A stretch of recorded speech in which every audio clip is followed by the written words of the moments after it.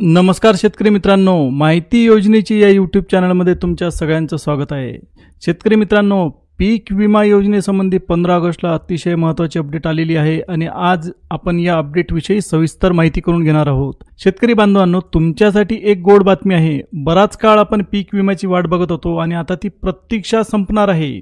शुक्रवारी 15 ऑगस्टच्या दिवशी, स्वातंत्र्य दिनाच्या दिवशी, झेंडावंदनाच्या मंगल प्रसंगी शेतकऱ्यांच्या बँक खात्यात थेट पीक विम्याची रक्कम जमा होणार आहे। मिळालेल्या माहितीनुसार दुपारी बरोबर 1 वाजल्यापासून ही रक्कम तुमच्या खात्यात येण्याचे आदेश थेट केंद्र सरकारकडून राज्य सरकारला देण्यात आले आहेत। अनेक शेतकरी पीक विमा मिळेल या आशेने वाट पाहून थकले होते। अफवा पसरत होत्या पण पैसे मिळत नव्हते। जवळपास 90% शेतकऱ्यांना अजूनही पीक विम्याचे पैसे मिळाले नव्हते। ही गोष्ट केंद्र सरकारच्या लगेच लक्षात आली आणि त्यांनी राज्य सरकारला तात्काळ आदेश दिले की कसल्याही परिस्थितीत उद्यापासून ही रक्कम शेतकऱ्यांच्या खात्यात जमा करावी। आता पहिल्या टप्प्यात 12 जिल्ह्यांमधील सर्व शेतकऱ्यांच्या खात्यात थेट पीक विमा जमा होणार आहे। आज येईल उद्या येईल या बातम्या ऐकून शेतकरी अक्षरशः कंटाळले होते, पण तरीही पैसे खात्यात येत नव्हते।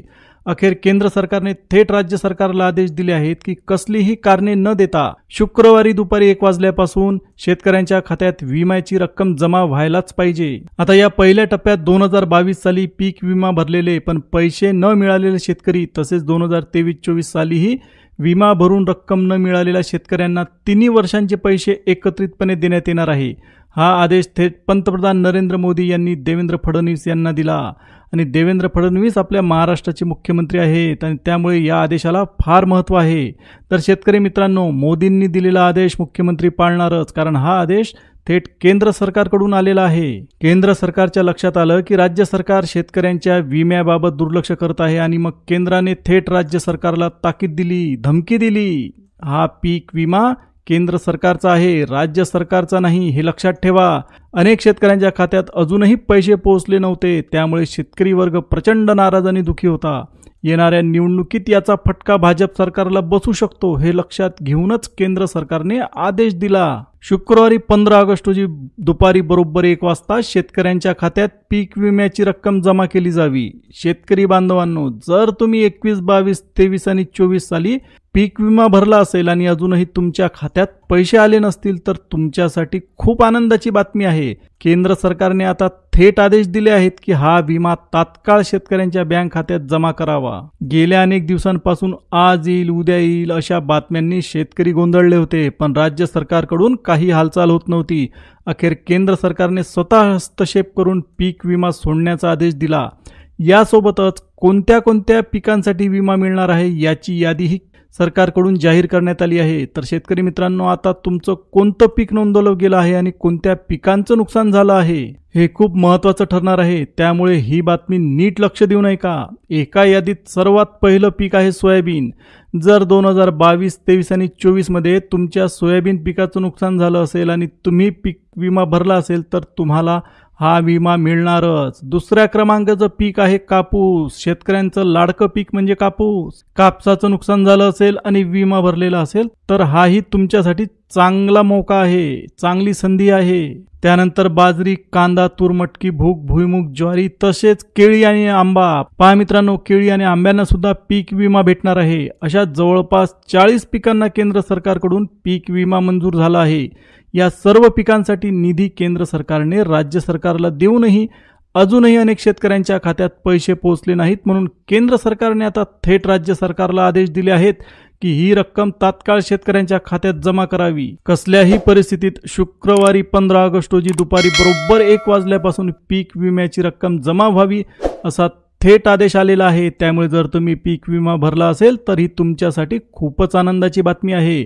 केंद्र सरकारने राज्य सरकारला स्पष्ट शब्दात सांगितलं आहे की आम्ही पैसे पाठवले आहेत, मग अजून शेतकऱ्यांच्या खात्यात जमा का झाले नाहीत। राज्य सरकारकडून काही तांत्रिक अडचणींचं कारण दिलं गेलं, पण केंद्राने स्पष्ट सांगितलं काहीही झालं तरी पैसे ताबडतोब शेतकऱ्यांना द्या।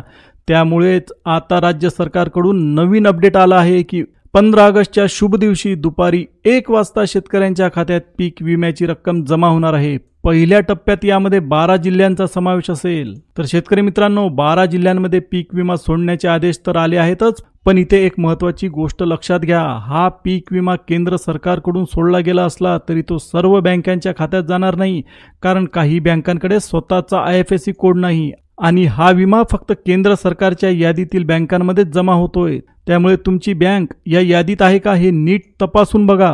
आपल्या राज्यात एकूण 36 जिल्हे आहेत, त्यापैकी आधी फक्त 6 जिल्ह्यांमध्येच पीक विमा सोडला गेला होता आणि तिथेही सर्व शेतकऱ्यांना नाही तर फक्त काहींनाच पैसे मिळाले।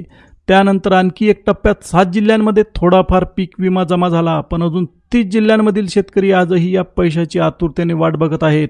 तर शेतकरी बांधवांनो, जसा चातक पक्षी पावसाच्या थेंबाची वाट बघतो तसंच आपण सगळे पीक विम्याची आतुरतेने वाट पाहत आहोत। गेल्या काही दिवसात आज येईल उद्या येईल अशा बातम्या सतत पसरत होत्या, त्यामुळे अनेक शेतकरी रोजच बँक खातं तपासत होते।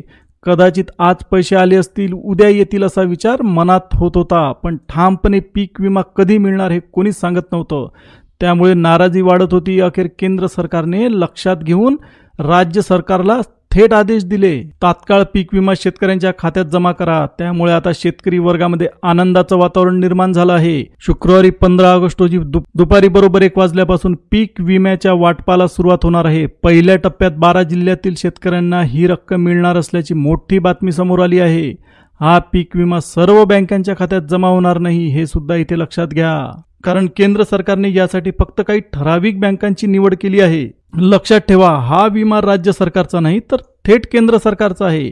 त्यामुळे हा फक्त केंद्र सरकारशी जोडलेल्या बँकांमध्ये जमा होईल। या बँकांमध्ये DBT म्हणजेच डायरेक्ट बेनिफिट ट्रान्सफरच्या पद्धतीने पैसे थेट शेतकऱ्यांच्या खात्यात जलद गतीने पोहोचतील। DBTचा एक नियम आहे, दिवसाला जास्तीत जास्त 35 लाख शेतकऱ्यांच्या खात्यातच पैसे जमा होऊ शकतात। त्यामुळे पहिल्या टप्प्यात उद्या 12 जिल्ह्यांची निवड करण्यात आली आहे। आता हे 12 जिल्हे कोणते लक्षात घ्या, यांची माहिती मी पुढे सांगणारच आहे। आता तर हे नक्की झालंय की केंद्र सरकारचे आदेश आल्यानंतर हा पीक विमा शेतकऱ्यांच्या खात्यात जमा होणारच। पण यामध्ये एक महत्त्वाची गोष्ट आहे, सगळ्या शेतकऱ्यांना हा लाभ मिळेल असं नाही, कारण मोदी सरकारने याबाबत एक यादी जाहीर केली आहे, ज्यामध्ये स्पष्ट केलंय की काही शेतकऱ्यांना हा विमा मिळणार नाही। लक्षात ठेवा, हा विमा थेट केंद्र सरकारचा आहे आणि यात 22, 23 आणि 2024 या 3 वर्षांचा पीक विमा एकत्र दिला जाणार आहे। रक्कमही मोठी आहे, पण तरीही काही शेतकरी यातून वंचित राहणार आहेत। कोणत्या शेतकऱ्यांना हा विमा मिळणार नाही याची सविस्तर यादी सरकारने जाहीर केली आहे, जी आता सगळ्यांच्या चर्चेत आहे। सरकारने स्पष्टपणे सांगितलंय की 6 प्रकारच्या शेतकऱ्यांना या विम्याचा लाभ मिळणार नाही। यात सगळ्यात आधी येतात ते शेतकरी ज्यांनी मागच्या 5 वर्षात चुकीच्या मार्गाने पीक विमा भरला।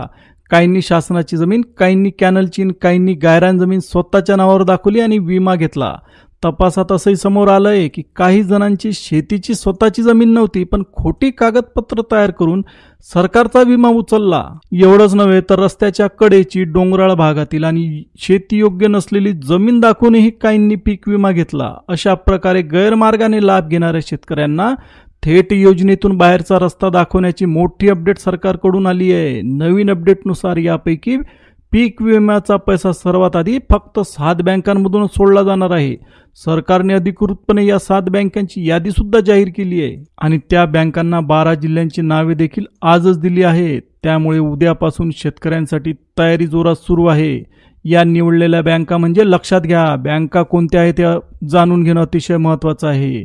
HDFC bank, ICICI bank, Kotak Mahindra bank, bank of India, आपल्या सगळ्यांची लाडकी bank Maharashtra bank, bank of Baroda, state bank of India, सगळ्यांना आवडणारी बँक, आणि पोस्ट ऑफिस बँक म्हणजे पोस्टातली बँक।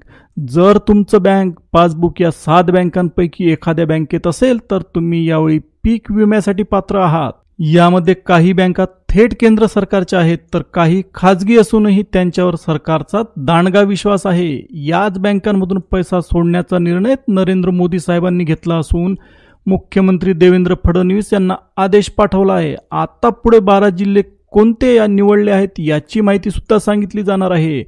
लक्ष देऊन ऐका, गेले कित्येक दिवस आपण सगळेच पीक विम्याच्या पैशाकडे वाट डोळे लावून बसलो होतो। गावोगावी चर्चा होती, बातम्यांमध्ये तर सतत ऐकायला मिळत होतं की केंद्र सरकारचे कृषी मंत्री शिवराज सिंग चौहान यांनी पीक विमा सोडला आहे.